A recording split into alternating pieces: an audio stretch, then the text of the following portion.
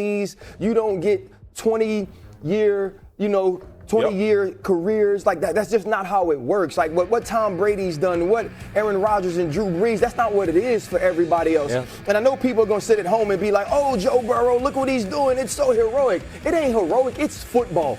Yeah. Right? It's what competitors do. It's the same game you played your entire life for free, and now they're paying you $1 million to do it, and you want to be with your dogs and with your brothers. And so to me, I love the fact that Joe Burrow is coming back. And as an organization, you never signify to the fans, you never signify to your locker rooms that you are quitting or giving up. Now, if this thing gets further along and there are 2 games left and 3 games left, and they know that they're mathematically out of it, and you want to protect him then I get it. But right now, while you still might be in the fight and that dude wants to play, I believe it's the right thing to do for Joe to work his way back and for this team to play. Your leader walks in, says he wants to play. You line up and go into the game behind him, right? Not only that, I'm excited. Yeah. I love seeing that as a teammate. Now, I think, listen, this is coming at an odd part of the season for them. I think if it was later, they probably would sit him down. Yeah. But they still got 6 more games. They still got a chance, theoretically. I understand the decision for sure. Now, the Shadur Sanders news is significant news. It's real life news. I get in the summertime the conversation on the morning shows about it as a third-string quarterback, and there's never been a third-string quarterback more talked about than a guy than he was. But he started, and they won that game, and now he's going to start again. RC, what do you feel is significant about this next game? The first thing is Shadur Sanders had to earn the start in the next game, right? Dylan Gabriel goes down next week. Shedeur was the next man up. He got a week to practice. And let's couch this by saying, yes, it was the Las Vegas Raiders, but we saw things from the quarterback position with Shadur Sanders on a play like that we hadn't seen this entire season from the Cleveland Browns. We saw excitement, we saw hope, and we saw playmaking. Now, you go into next week against the 49ers, you're going to play a better team, but a team that still lacks pass rush. So now let's see what Shadur Sanders can do with 2 weeks of practice with the first team under his belt. We heard so much about the reps, and I don't think people grasp how important they are. Because you hear that and maybe they eye roll. They go, how big a deal is it? How big a deal are those reps, guys? Well, it's not just big for the quarterback. It's big for everybody. I mean, the offensive line, the cohesion with the receivers. When you're in the middle of a season, the number 3 quarterback is not getting reps with the guys that are playing on Sunday. So each successive game, he's going to be building up those reps. Each successive practice, each walkthrough, it should make a huge difference in how Shadur plays moving forward. I am excited about the performance. I rooted out the fact that it was the Las Vegas Raiders because I honestly felt like Shadur had more to lose against this particular team. I knew the sentiment would come up that it was the Raiders suck and all of that. But what if he would have sucked against the Raiders? And then now you justify everything that everybody's saying. So I thought his performance, to your point, RC, warranted the ability to start again. And the litmus test was not about if the Raiders were good enough. It was about if he doesn't look good against the Raiders, it would justify not starting him. It's about showing you belong.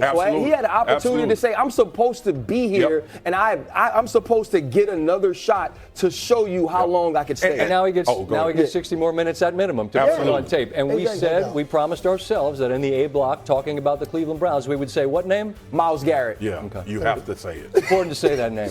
Here come the Chiefs. Hunt. And a 2-point conversion there. This pass to Worthy. And then a pass to Rashee Rice gets him close enough in overtime where they win it on another Harrison Butker field goal. Big time victory for Kansas City. They had to have it. Not eliminated if they didn't get it, but at 5-6, man, they were in a bad place. You've got the Chargers in Week 15. You got the Texans in that horrifying defense in Week 14. You got Dallas in a game that'll set every viewership record as they play on Thanksgiving. Afterwards, Travis Kelce asked about the leadership of Patrick Mahomes and displaying his comedic chops and improvisational abilities. He's pretty good at this. Wait to hear this. What's it like to have Patrick Mahomes in the huddle in those moments, get a chance to win it at the end of the game and then in overtime? Oh man, you just believe. You just believe every snap. No, it's the best, man. He's our fearless leader, man. That guy's the most competitive human being I know. You know what's so wild to me about the Chiefs, guys, is that they lived in this space where they didn't lose close games. They were 10-0 last year in one-score games. This year, they're 0-5 in one-score games until this one. And it may sound ridiculous to say that it was important for them to win the game this way against this type of team, but does that have merit? Scott, you and I are basketball fan. You're gonna understand this analogy. Oh, okay. They saw one go down. I saw the ball go through the rim. I'm telling you, It's like getting a free throw or layup. I'm telling you, that seal, they broke that damn seal, bro.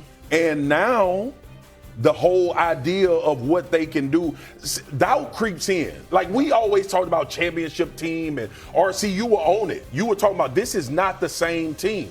Regardless of what we saying in the media, we all been on football fields. You lose them games, doubts start to creep in. Yeah. Can we finish these? What is happening? Then you go back to the film room and you say, man, we couldn't make this play, or we should have made this play. We 1 or 2 plays away from this thing turning. It's just like a 3-point shooter. You ain't gonna never tell Steph Curry could be 0 for 50.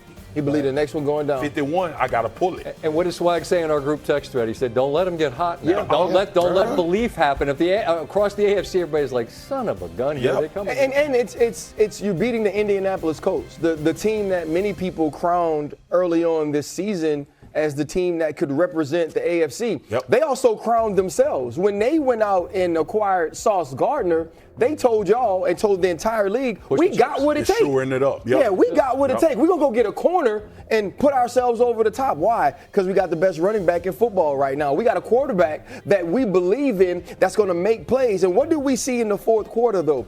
Everybody who we expect to be great for the Kansas City Chiefs, they were. Right?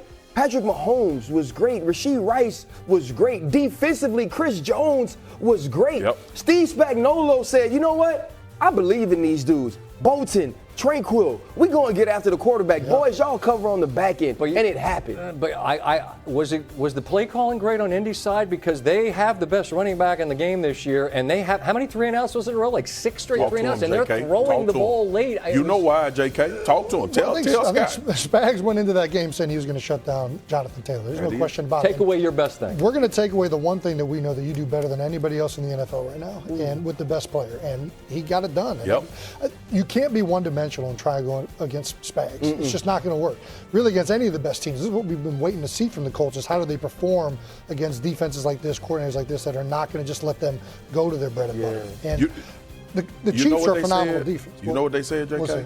We're going to believe 6 years of film on Daniel Jones as opposed to these first 7 weeks. Well, that AFC South becomes very, very, very compelling all of a sudden. Jacksonville gets another win in a close game. Meanwhile, Houston's ascending even with CJ out, and he didn't practice again after the concussion suffered a few weeks ago. So suddenly that Colt team, now they lost against Pittsburgh, they lost against Kansas City. Does doubt creep in for them? Absolutely, doubt creeps in, and doubt creeps in for the quarterback. I don't care what quarterback you are, what player you are. Like, you're human. And the human part of you, not only do the Kansas City Chiefs remember those 6 years, you remember them too. You remember every single question. And now you think back to 3 weeks ago and what happened when the Pittsburgh Steelers were able to put pressure on you. And then you also realize, wait, when the Kansas City Chiefs thought defensively they wanted to win the game, they took away the run and they pressured me? Is that what people think of me? Is that what I think of myself? And go back to the Super Bowl. The Kansas City Chiefs, as Steve Spagnuolo said, Saquon Barkley will not beat us. And Jalen Hurts went out and won the MVP. I will. We saw, I love that, and we saw that Daniel Jones couldn't make those plays when they mattered most. They still got plenty of runway. We'll be in Indy in a few weeks against this San Francisco team in what, like tonight's game, figures to be very consequential as it relates to playoff stand.